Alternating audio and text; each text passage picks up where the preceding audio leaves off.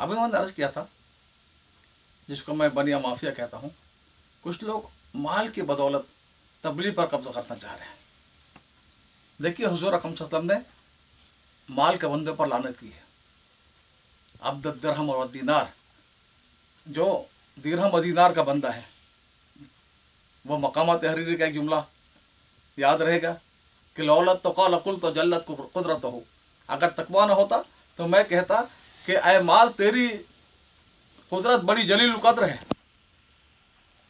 तो अब इकबाल ने भी कहा है, ये बंदगी खुदाई वो बंदगी गदाई, या बंदे खुदाबन या बंदे समाना। बंदे समाना क्या है? हुब्बे माल हुब्बे जाह। तो एक तबका माल के बलबूते पर, अभी अल्हम्दुलिल्लाह संभल का मैंने अर्ज किया था, बड़ा इज्तिमा, 5-6 लाख का मजमा, देवबंद के बड़े बड़े असातिज़े कराम, बड़े ज़बरदस्त मौलाना साहब के बयान, और अल्हम्दुलिल्लाह हर जगह अल्लाह ताला हक को गालिब करते जा रहे हैं। देखिए, समंदर की तरह ही दावत का काम है, आलम में फैला हुआ है, और समंदर की खासियत है मुर्दार को निकाल के फेंक देता है। ये मुर्दार जो माल के बलबूते पर आ रहे हैं, ये बनिया जहन के लोगों की छाटी हो जाएगी इंशाल्लाह। हो गई है, 80% हो गई है, हो जाएगी। इसलिए कि कोई माल अब ये चाह रहे हैं कि हमारी बात चले। मौलाना साहब को भी चाहिए कि भाई इनसे कोई समझौता नहीं हो सकता। हाँ, एक दावत का आलमी काम चल रहा है, आइए उसमें जुड़िए, उसमें हिस्सा लीजिए। शरात के साथ नहीं कि हमारी ये शर्तें मारो। अभी की बात है, अभी 14 जनवरी को इज्तिमा हो रहा है, हर साल होता है काकरेल में, ढाका में, बांग्लादेश का सबसे बड़ा इज्तिमा। अब देखिए, यानी कहां तक ये लोग जा सकते हैं, कितना गिर सकते हैं ये। एक खत वहां के बड़े बुजुर्ग हैं, उलमा में बहुत बड़ी हस्ती है, अहमद शफी साहब, उनकी तरफ से एक खत लिखा गया काकरेल को, जो मरकज है वहां का, कि भाई मौलाना साहब पर देवबंद ने फतवा लगा दिया है। अब मौलाना साहब को चाहिए कि वो पहले मुतमईन करें देवबंद वालों को, उसके बाद यहाँ पर आए, उसके बगैर फ़ायदा नहीं होगा, इंतशार होगा वगैरह वगैरह। अब ज़ाहिर बात है, बंगाल के एक बुजुर्ग हैं, वो खत लिख रहे हैं, काकरेल बंगला में लिखेंगे, फंसी उर्दू में नहीं। और उनका खत, और एक खत ये काकरेल वालों का, कि मौलाना साहब को चाहिए कि वो दूसरा ग्रुप, जो बनिया ग्रुप जिसे मैं कहता हूँ, उसको मुतमईन करें, और वो उन्हें चाहिए कि वो देवबंद के उलमा से क्या है।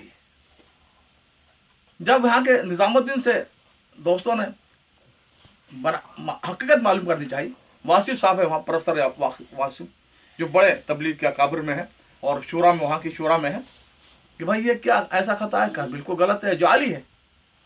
मौलाना साहब इतनी गिरी घटी हरकतों पर आ गए। मौलाना साहब के बगैर इज्तिमा कैसे होगा? मौलाना साहब को तो आना ही पड़ेगा, उनके बगैर कैसे होगा इज्तिमा?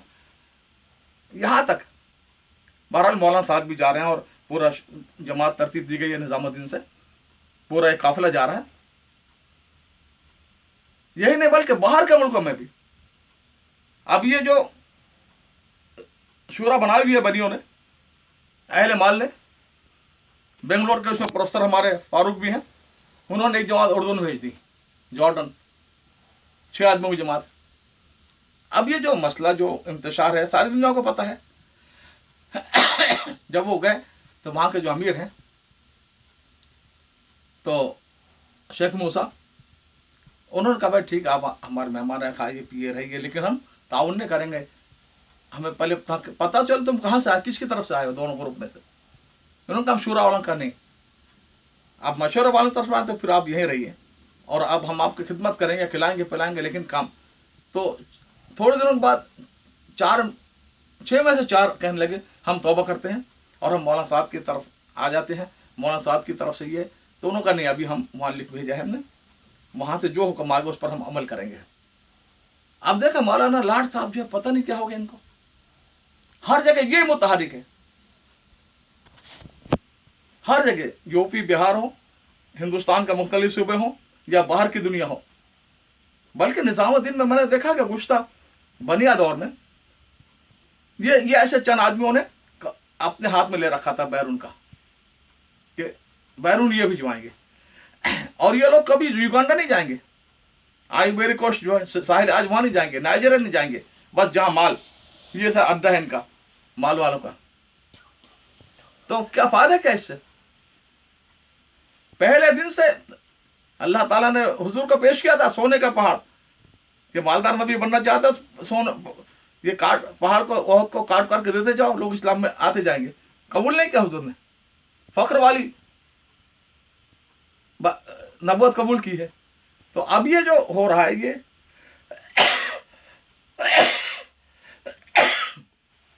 یہ بہت زیادہ اللہ تعالیٰ توفیق دے. میں تو دعا کرتا ہوں اللہ تعالیٰ سے، یہ تو ساؤتھ افریقہ کا ہمارے دوست جو ہیں، ٹرنیڈاڈ، پناما، بارباڈوس، یہ لوگ بھی ایسے لوگوں کو بلائے ہاں کہ جو آج کے دور میں ان کے ذہن سازی صحیح بات بتا سکیں، لومت علام کی پرواہ کیے بغیر، جیسے مولانا سلمان الحسینی ہے، جیسے مولانا زاہد الراشدی ہیں، شیخ الحدیث ہیں، اور بہت بڑی پاکستان میں ایسا کوئی نظر نہیں آتا مجھے جو اس طرح پر یعنی نیشنل اخبارات میں ہر ہفتے میں 2-4 کالم جن کے آ رہے ہوں، اور جو رہنمائی کالجوں میں یونیورسٹیوں میں سب کی کر رہے ہیں.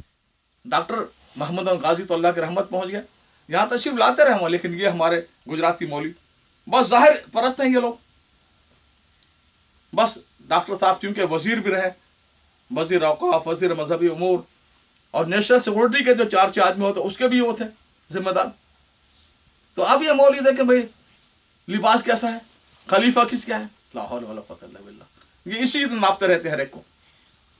تو ان کی قدر نہیں کی، حالانکہ جن موضوعات پر ڈاکٹر صاحب بولتے تھے شاید برصغیر میں کوئی نہیں بول سکتا، مشکل سے مشکل موضوع پر بے تکام بولتے تھے. ایک مرتبہ لیسٹر میں رکھا تھا فقہ الاقلیات، پورا ہفتہ اس طرح میں تو حیران تھا، کاش کے مولوی فائدہ اٹھاتے. تو اس طرح پر ایسے لوگوں کو بلائیے، ان کو وہ تو اللہ کے رحمت میں پہنچ کے، ان کے بھائی ڈاکٹر غزالی ہیں جو وہاں پر جو سپریم کورٹ کے جج ہیں، ان میں واحد ہیں جو بڑے عالم اور رسوخ فی العلم حاصل ہے، قرآن و سیرت پر پوری نظر ہے.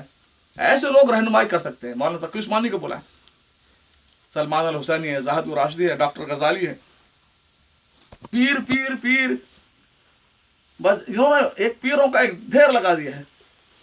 بس ہر آدمی قطب الاقطاب بنا ہوا ہے، اور بس وہی ڈگ ڈگ بجا رہا ہے، اس کو پتہ نہیں آج کے دور میں کیا ہونا چاہیے، کس طرح پر ہونا چاہیے. تو ہمارے رہنمائی ہمیں لینی، ہمارے ان بزرگوں سے، شاعر اللہ ہے، اسماعیل شہید ہیں، سید احمد شہید بریلوی رحمۃ اللہ علیہ، حضرت شیخ الہند تک آپ دیکھیں کیسے افراد بنے تھے. تو میں عرض کر رہا تھا کہ یہ جو فتنہ اٹھا ہے انشاءاللہ اپنی موت خود بخود ختم ہو جائے گا. میں نے کہا نا سمندر مردار کو باہر پھینک دیتا ہے، یہ چھاٹی ہو جائے گی بنی بنے کے ذہن کی، اور ہو گئی 80-85%. آپ کوئی ان کو منہ نہیں لگائے گا، جو کچھ جنہوں نے کرنا تھا کر لیا. لوگ بہت سارے چکمے میں آ گئے تھے، وہ واپس آ رہے ہیں بڑی تعداد میں. اللہ تعالی ہم سب کو توفیق دے کہ ہم جو ہے وہ ابھی بھی صحیح کام کے ساتھ جڑیں، اور اپنے قربانی کے ساتھ اپنی ذات کو اس لیے وقف کریں.